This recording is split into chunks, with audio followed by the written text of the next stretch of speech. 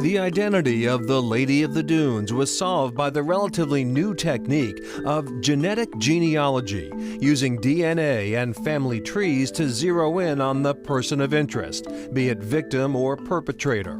The same approach used to crack the Golden State Killer case in California. But no one discounts the decades of investigative work that came before. Strikeout. Let's not forget the work that the Provincetown police have done over the years on this case. They never abandoned this case. No one worked the case harder than James Meads, now deceased. The murder and the search for the victim's identity has continued to disturb the sleep of Provincetown Police Chief James Meads. In this Ron Golubin news piece, 9 years into the case, Chief Meads was still hard at it.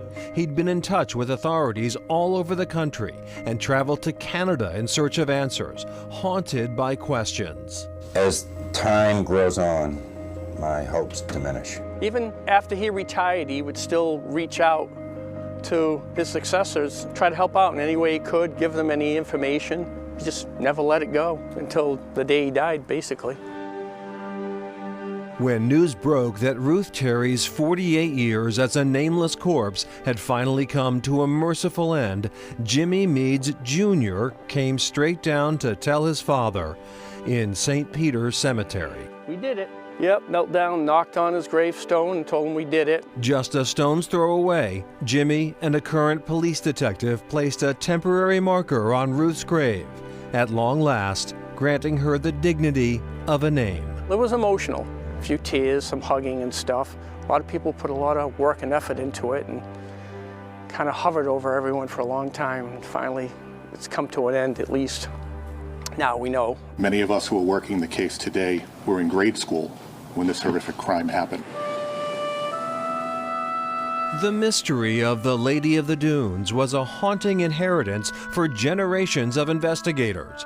Over the years, there were many theories. Local serial killer Tony Costa was floated as a suspect, as was a young Bay State felon who broke out of prison and disappeared around the time of the body's discovery. There was speculation that the unidentified woman in the dunes had been a walk-on in the film Jaws, shot earlier that summer in Martha's Vineyard.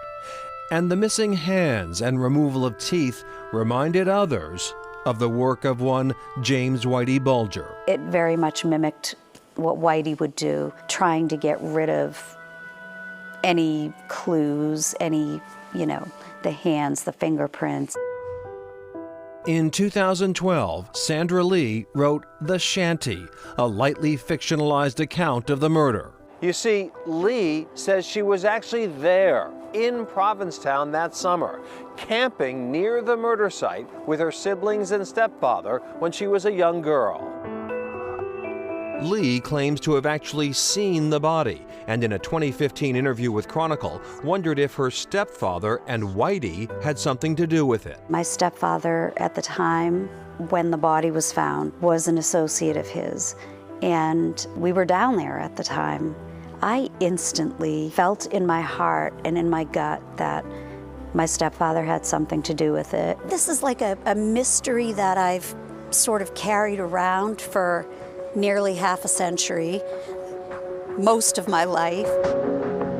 Today, Sandra Lee is still processing the news that Ruth Marie Terry has been identified. I was stunned when I received the news that we know Ruth's name now. I was thrilled, but I had to sort of keep making sure that I wasn't dreaming. Lee has made the pilgrimage out to Provincetown at least once a year to visit the anonymous grave in the old cemetery there.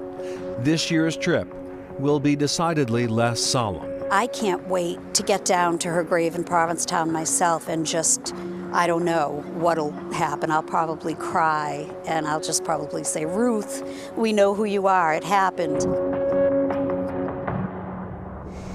And we've been told that Ruth Marie Terry may be exhumed one last time. Right, this would be to bring her home to the family plot in Tennessee. That'll be up to her son. He lives in Michigan. We did reach out to him for comment, but we have not heard back. All right, still.